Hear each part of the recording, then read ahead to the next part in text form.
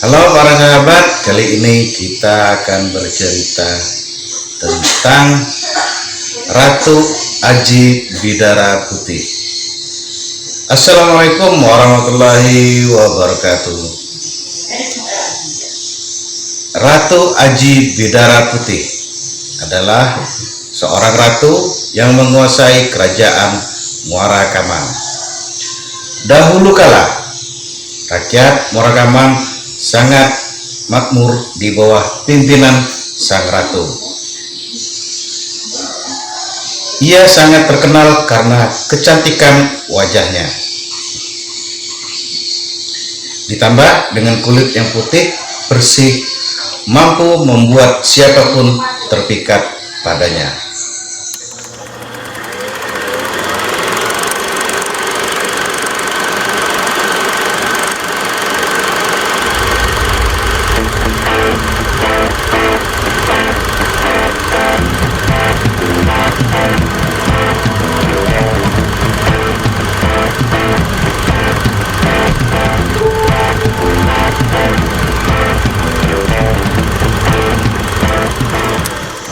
Ratu Aji Bidara Putih adalah seorang ratu yang menguasai kerajaan Muara Kamang.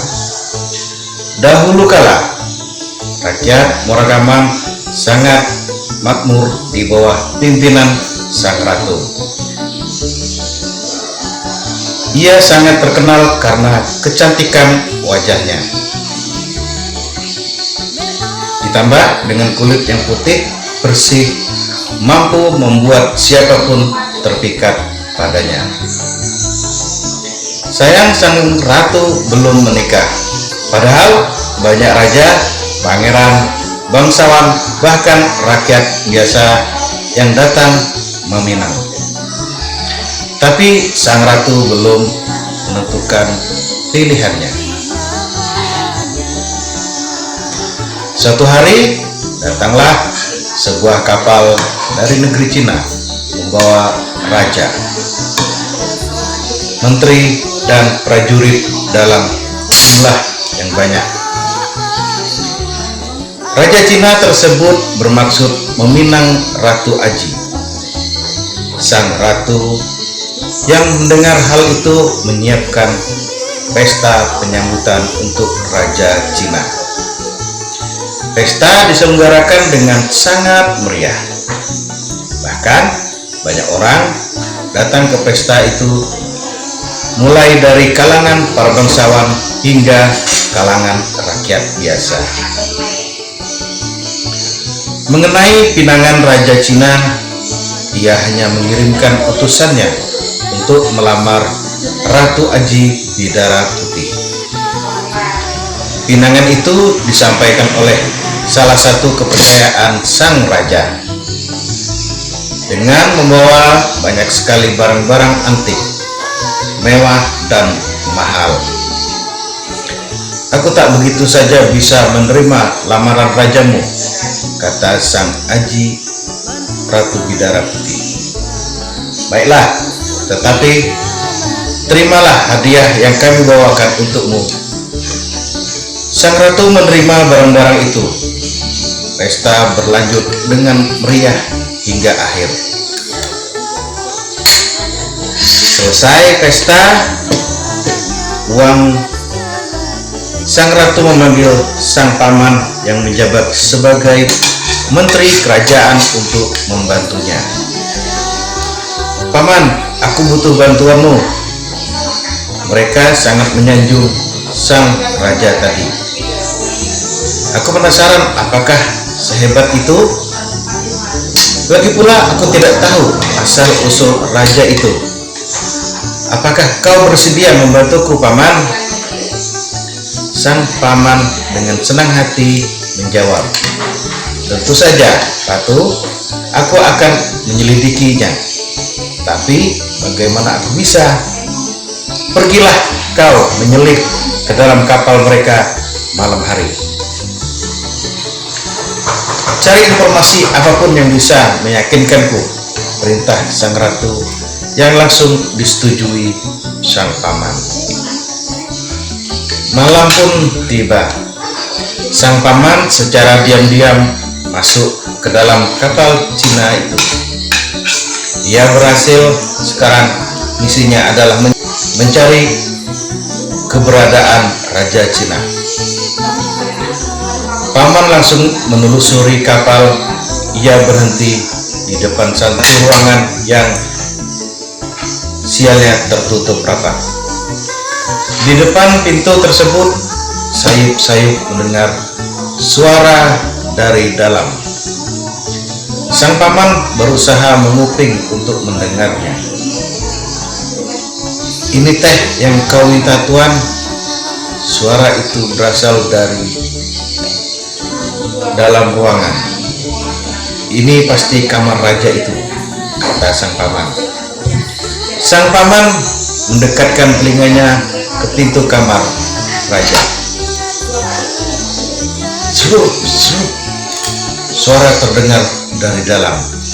Suara itu seperti suara babi hutan atau anjing, pikir sang paman. Suara itu mengingatkannya pada babi hutan atau anjing yang sedang minum seperti pada saat ia berburu di hutan.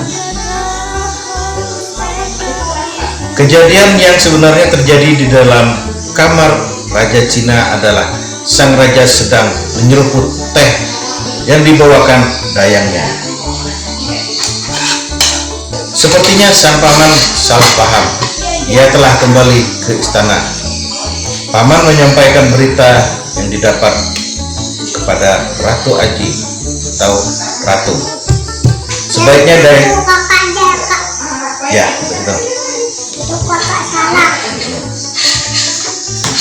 Sebaiknya jangan menerima raja itu. Dia adalah siluman babi atau siluman anjing. Sang ratu tentu saja sangat terkejut. Yang benar. Baiklah, akan ku kembalikan barang-barang dari mereka, kata Ratu Aji. Raja Cina yang mendengar penolakan tersebut sangat murka dan tidak terima. Beraninya ia menolakku. Ia tidak tahu siapa diriku. Raja Cina memerintahkan pasukannya untuk menyerang kerajaan Muara Kaman. Pasukan mereka yang sangat banyak jika dibandingkan dengan pasukan Muara Kaman. Dalam waktu singkat, kerajaan Muara Kaman berhasil diambil alih oleh kerajaan Cina. Ratu Aji berusaha mempertahankan kerajaannya dengan mengunyah daun sirih dan berkata, "Jika benar aku keturunan Raja Sakti, maka izinkan aku membela dan mempertahankan kerajaan dengan sihirku," kata sang Ratu Aji Bidara Putih.